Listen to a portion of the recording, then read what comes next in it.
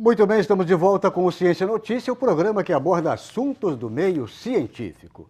E hoje estamos recebendo aqui como convidado o professor Antônio Diomário de Queiroz. Ele foi reitor da Universidade Federal de Santa Catarina, gestão 1992 a 1996. A questão do reitor falecido. O canceler deixou seu posicionamento escrito num bilhete e que diz o seguinte: minha morte foi decretada quando fui banido da universidade. Como você analisa esta posição, esta manifestação do reitor canceler? É uma manifestação digna de alguém que cometeu um ato político. Ele foi um mártir da democracia. Deixou a mensagem clara de que não se pode fazer um estado de exceção que venha a intervir de uma maneira fascista mesmo em relação à autonomia da universidade. Então, ele escolheu, inclusive, um local público para deixar público este protesto que marca a cada um dos cidadãos brasileiros. Essa função da Corregedoria da UFSC, qual é a sua análise? A minha análise é que essa função é uma função desnecessária. E que realmente não cabe criar um órgão que venha por dentro da universidade ferir a sua autonomia. Por isso, quando reitor da universidade, nós criamos a controladoria interna. A controladoria interna com dois objetivos. Primeiro, identificar de forma preventiva eventuais erros e fraudes que pudessem estar ocorrendo dentro da universidade, já que toda a controladoria externa dos órgãos da União se baseia ainda em erros e fraudes. E aí nós tínhamos que prevenir e ter um controle interno que ajudasse ao reitor a identificar de forma preventiva quaisquer tentativas de erros e fraudes nos procedimentos administrativos da universidade. Essa controladoria não exerceria o mesmo papel da corregedoria? Então, por que a superposição? E ainda mais que a controladoria interna, no nosso conceito, também tinha uma segunda função, que era de trabalhar o controle do ponto de vista finalístico, para perceber se os recursos que chegavam à universidade estavam sendo conduzidos de acordo com as suas finalidades, de acordo com os objetivos e as prioridades da universidade.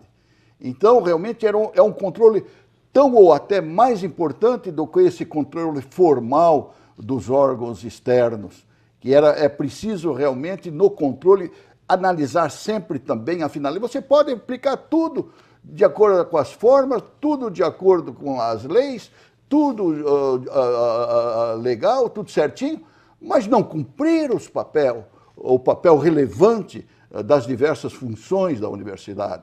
Então nós tínhamos na controladoria interna, inclusive, um órgão que estava sempre procurando saber, mas estamos fazendo a coisa certa, aquilo que é melhor para a sociedade, aquilo que realmente vai afirmar o futuro da universidade e o futuro de Santa Catarina. Então esta era uma função também da controladoria interna. E, obviamente, a controladoria interna, se antecipando aos problemas e propondo correções sob a autoridade do reitor, teria depois condições de informar melhor a todos esses controles, que são muitos, que se fazem na universidade e nas suas fundações. Então, não é por falta de controle externo, mas efetivamente o reitor precisa de órgão da sua confiança e que vigie do interior da própria universidade. Agora, e para isso existe a controladoria interna. Exato. Agora, professor, nesta situação toda, como fica, ou como ficará, ou o que o senhor faria neste momento com a questão da corregedoria, a questão do corregedor, que é uma pessoa, eu diria assim, bastante questionada, né? e que está inserido nesse contexto todo, Não me caberia a mim. Qual seria a sua Não seria eu que tomaria uma decisão, mas o Conselho Universitário. Se o Conselho Universitário teve autoridade para criar o órgão, ele tem autoridade para extingui-lo. Como professor ou como diretor de centro, eu acho que caberia uma proposição para extinguir aquilo que foi criado pela autoridade do Conselho Universitário. Muito bem, e para fechar aqui o nosso programa, o Conselho Universitário aprovou uma nova eleição, ou seja, uma consulta, né, que não deixa de ser uma eleição, à comunidade universitária para eleger a nominata dos 3 reitores para enviar para o MEC. O senhor acredita que esta foi a proposta mais viável? A proposta está na lei. Há uma legislação clara sobre a sucessão do reitor em caso de vacância antes dos 2 anos do mandato. É uma eleição em 60 dias, segundo a lei, com a lista tríplice a ser encaminhada ao Ministério da Educação para a escolha do reitor.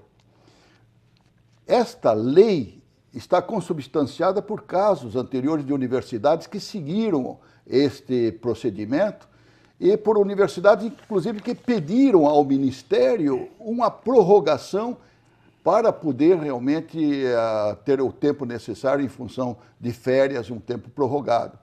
Então está na lei, é cumprir a lei, inclusive o pedido de prorrogação para abril tem que ser autorizado pelo Ministério. Autonomia não é sinônimo de soberania.